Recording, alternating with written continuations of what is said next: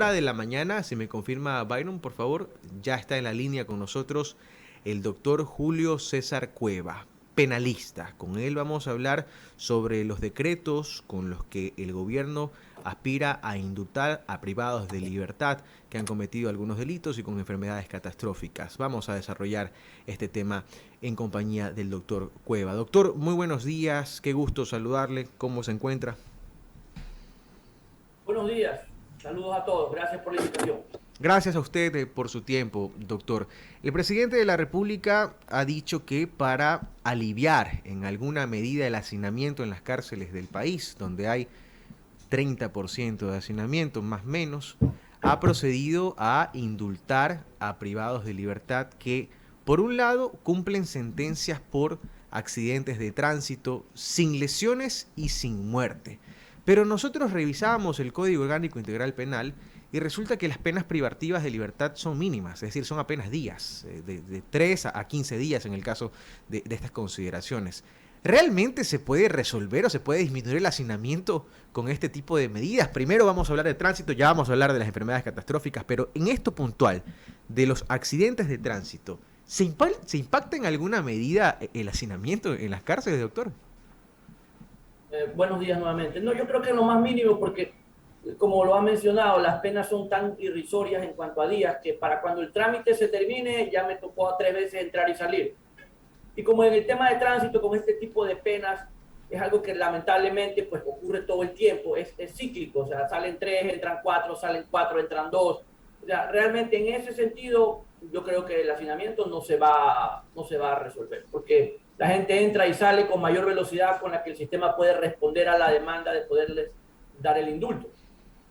Y en este tema en particular, muchos de los que son sentenciados por accidentes de tránsito de este tipo en particular, reciben sustitución de la pena. Hay algunos que ni siquiera van a las cárceles, ¿correcto? Así es. Por lo tanto, el tema tránsito es un saludo a la bandera. Bien, lo otro, dicho sea de paso, eso es lo que comentábamos al inicio de la transmisión. Las enfermedades catastróficas, el presidente de la República también ha indultado a los privados de libertad con enfermedades catastróficas, VIH, tuberculosis, etcétera. Pero uno de los primeros requisitos para acceder a este indulto, para que se materialice este indulto, es que haya sentencia condenatoria ejecutoriada, es decir, que haya pasado pues todas las fases, que haya superado la casación.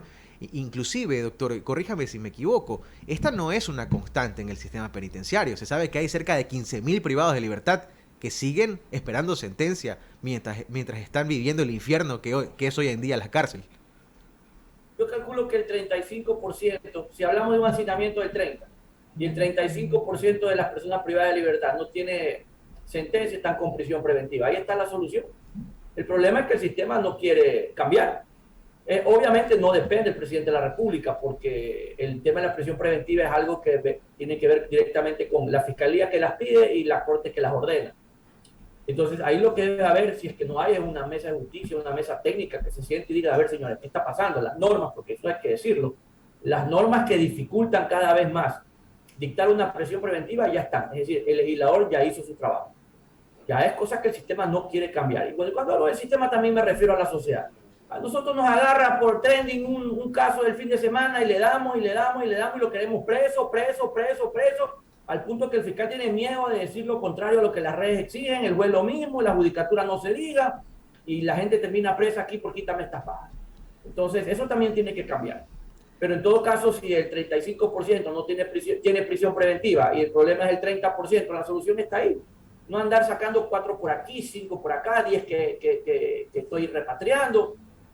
Así no se va a resolver el problema. Cuando usted dice la solución está por ahí, se refiere a que se termine con populación. Que se deje de abusar de la prisión preventiva. Mira, a que tengas una idea, el 75%, ya está probado, el 75% de los 118 muertos de la crisis anterior no tenía sentencia. Y entiendo que de los que fallecieron en los últimos 68, el 90% no tenía sentencia. Entonces los muertos los están poniendo los que no tenían sentencia. Entonces, si usted se siente y dice, a ver, revisemos esto, vamos haciendo un análisis, qué casos amerita y qué casos no. Aquí hay gente que pudiera estar con suspensión condicional de la pena, es decir, condenado en definitiva instancia con sentencia condenatoria, y en razón de que cumple los requisitos de la ley, no cumplir la pena privado de libertad. Y sin embargo les dan prisión preventiva, pero eso es una contradicción. Entonces, si usted me pregunta a mí, claro, eso no es la noche a la mañana. El presidente está tratando de bajar un poco la presión de la olla, aflojando la válvula y sacando unos cuantos por ahí, pero la solución a largo plazo es, a ver, cambiemos en el sistema, no cambiemos el sistema, porque el sistema no tiene problemas en cuanto a las leyes, cambiemos, ¿verdad?, la forma de manejar esto. Analicemos los casos y empecemos a pedir medidas sustitutivas a todos aquellos que están con una prisión preventiva que es abusiva, y si usted logra hacer esto va a bajar el hacinamiento de forma que ya no tendrá hacinamiento. Doctor, pero ahí hay una realidad que es innegable, ¿no? Yo coincido con usted, hay un abuso de la prisión preventiva, esta es una medida de último ratio. Sin embargo, suele ser la regla para algunos fiscales, solicitar prisión preventiva por todo. Pero por otro lado, doctor, hay medidas de sustitución de la prisión preventiva, como uso de grillete electrónico, como prohibición de salida del país, como presentación periódica ante un juez, etcétera, etcétera. Pero en este país no se cumple, pues, esas medidas. El grillete se lo saca. La prohibición de salida del país se viola. Si no salen por el aeropuerto, salen por trocha. Es decir, casos de fugados hay por montones. Es decir, ¿cómo sopesar esta realidad entre el abuso de la prisión preventiva y medidas que no son cumplidas, doctor? No son la mayoría. Realmente no son la mayoría. Pero empecemos por los que se van del país. Esos se van solo los que tienen recursos, los del cuello blanco, digamos las cosas como son. O sea, no son medidas. Ahora, ojo, el problema es un problema del sistema. Eso significa que se requiere una solución integral. Esta no es la única solución, obviamente. Hay que mejorar el sistema de brazaletes, hay que mejorar el sistema de control de las presentaciones. Obviamente eso tiene que mejorar. Todo tiene que mejorar. Incluso la forma en que se trata a estas personas dentro de una sociedad. Se dice que una sociedad tiene los delincuentes que se merecen. Y en cierta forma es así. Una sociedad que trata a sus PPL como animales no se puede sorprender cuando se comportan como animales. Entonces parte del cambio también es tratar a esta gente con dignidad.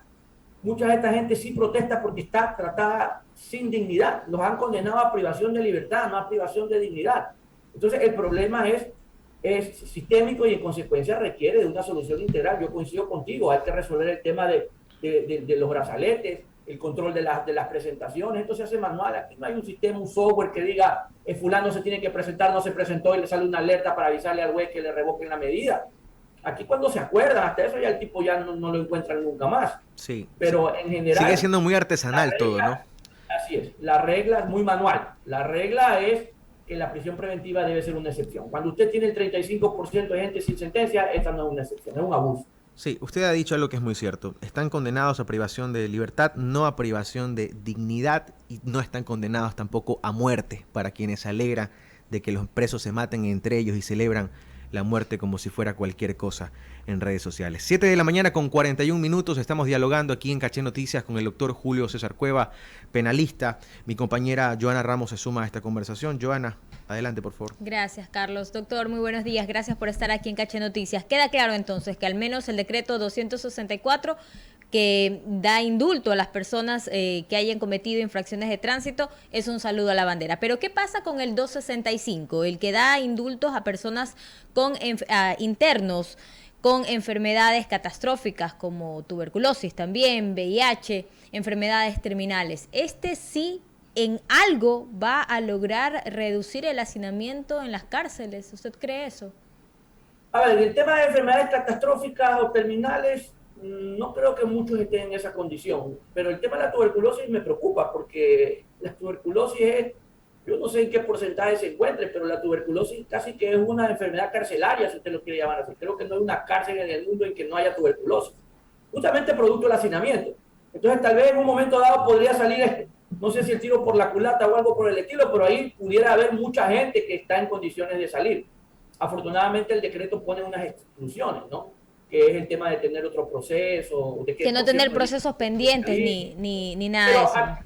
Pero no sé si usted ha notado que entre la lista de las exclusiones no están las sustancias catalogadas sujetas a fiscalización.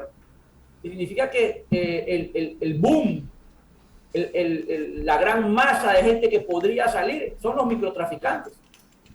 De hecho, los traficantes, por si acaso, porque ahí no es que habla de sustancias sujetas a fiscalización de mínima o mediana escala. No hace ninguna distinción. No está en la lista de exclusiones. Significa que si yo soy un gran narcotraficante y no tengo otro delito pendiente, puedo salir. De hecho, si usted me pregunta a mí, me dice que si yo tengo tuberculosis y salgo, yo me hago poner tuberculosis, si usted lo quiere llamar así, usted lo quiere poner así. Entonces sí tiene sus fallas. No sé si fue a propósito, no sé si para que nadie se dé cuenta y salgan en masa, no sé si fue un error, pero ahí no se mencionan las sustancias sujetas a fiscalización. Por lo tanto, creería yo que los microtraficantes que no tengan otra causa pendiente se van a la calle. Ahora, algo y que eso sí es bastante porque el 37% de los presos está por eso. Que sí el llama... único problema sería que no tengan sentencia condenatoria ejecutorial. Exacto, doctor, y algo que sí llama la atención es que, bueno, se incluye a estas personas con infracciones de tránsito, a las personas con enfermedades catastróficas o terminales, pero ¿qué pasa con los discapacitados, con las mujeres embarazadas o con los adultos mayores? A ver, las mujeres embarazadas, los adultos mayores y todo lo demás, en ese decreto se están siendo discriminados porque el presidente no los ha tomado en cuenta cuando en realidad, pues, por esa condición pudieran beneficiarse si es que se está beneficiando a personas que tienen, bueno, algo que es temporal, que normalmente es una enfermedad, a pesar de que siendo catastrófica o terminal, pues ya es lo último que van a ver. La pregunta es cuántas personas de esas son, con excepción de lo que yo he mencionado, que puede que haya una población bastante grande con tuberculosis, y hay bastantes por el tema de sustancias sujetas a fiscalización. Los demás son residuales. Los demás no van a representar un volumen importante en la liberación de personas. No por lo menos para incidir en lo que se quiere, que es el hacinamiento. Habría que ver si mañana o más tarde el presidente corrige esto y hace una especificación respecto del tema de sustancias sujetas a fiscalización e incluye ahí a las personas embarazadas, a las mujeres embarazadas y a las personas con algún tipo de discapacidad. Incluso usted me pregunta, habría que ver cuál es el nivel de discapacidad, qué tipo de discapacidad, porque si no también imagínese, usted sí se acuerda cuánta gente hay con carnet falso de discapacidad porque supuestamente son ciegos, pero ven mejor que usted y yo juntos. ¿Usted se acuerda cuánta gente tiene discapacidad auditiva pero escucha mejor que la mujer biónica? Y es que justamente es muy fácil, ¿no? Crear esos documentos que puedan traer beneficios después. Un beneficio de eso es tener la boleta de excarcelación.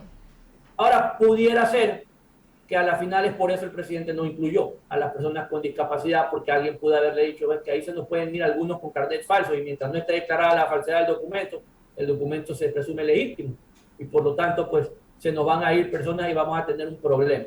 Entonces puede ser que haya sido a propósito también. Ahora, ¿qué tanto puede demorar darle este beneficio, este indulto a los internos con enfermedades catastróficas? Porque lo que estábamos comentándolo aquí, el Ministerio de Salud Pública no ha anunciado o no ha enviado la lista de cuántas personas, cuántos internos tienen estas enfermedades catastróficas al interior de las penitenciarías del litoral. Un documento importante para que el SNAI empiece a crear las carpetas que luego deberán enviarlas a los jueces para que estos analicen cada caso y ver si cumplen o no con los requisitos.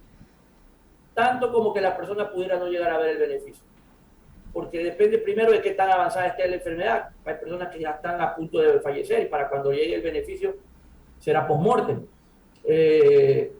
Dependerá de que si eso lo tienen digitalizado, que si el software funciona como para que usted ponga personas, pero PPL, discapacidad, PPL, tuberculosis, PPL, VIH, PPL, catastrófica, y le lance el listado diciendo quién, cómo, cuándo, dónde, cédula, en qué lugar, y yo le aseguro que eso no tiene.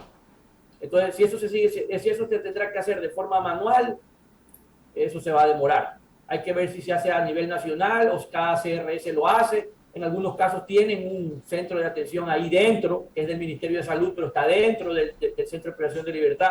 Hay que ver si ellos tienen esas carpetas, si a las finales eso consta en las carpetas personales del SNAI. Y después de que logren hacer todo ese tema administrativo, recién va a la justicia, ¿verdad? Y algo que puede ocurrir es que en ese interín, en que le dan la luz verde a usted para ya casi que poco más emitirle la boleta, ¡pac! Un fiscal le formule cargo por otro delito por el cual solo tenía investigación previa y hasta ahí llegó usted. El trámite puede ser mucho más largo. Y hablando de las boletas de captura, el día de ayer justamente estaba conversando con un familiar de uno de los internos de la penitenciaría del Litoral y me dice que hace 5 días le habían dado la boleta de excarcelación y que todavía no pueden salir de la penitenciaría por todo el trámite y hay que pasar un poco de dinero para agilitar las cosas. Así funcionan las cosas allá adentro en la penitenciaría. ¿Cuánto tiempo puede demorar entonces que una boleta de excarcelación se haga efectiva? No debería demorar nada, porque hasta hace un tiempo atrás la boleta se mandaba con firma electrónica directamente al centro y en menos de 24 horas, el mismo día si era posible, dependiendo de la hora que llegue la boleta, usted salía. Hoy por hoy yo creería, si usted me pregunta que o es un problema de personal, porque esto de que puede ser que no todo el mundo esté trabajando, o por la pandemia, o por las condiciones de inseguridad que se vive allá adentro. Exacto, porque las visitas están suspendidas, por cierto, continúan ahí en la penitenciaría suspendidas. Eso pudieran ser, o puede ser, porque siempre puede pasar, que alguien está pescando a río revuelto y a pretexto de esto está dilatando justamente para que la gente se vea pues en su desesperación abocada a darle un dinero. Yo no descartaría nada de eso. En todo caso, cualesquiera de las tres pudieran ser las razones por las cuales esto no se está ejecutando como debe de ser, como dice la ley y como había estado pasando hasta hace poco. Esperemos que este anuncio de los indultos se concreten realmente y que se beneficie a quienes se tienen que beneficiar. Doctor, muchísimas gracias por estar aquí en Caché Noticias. Gracias a ustedes, que tengan un buen día. Gracias por la invitación.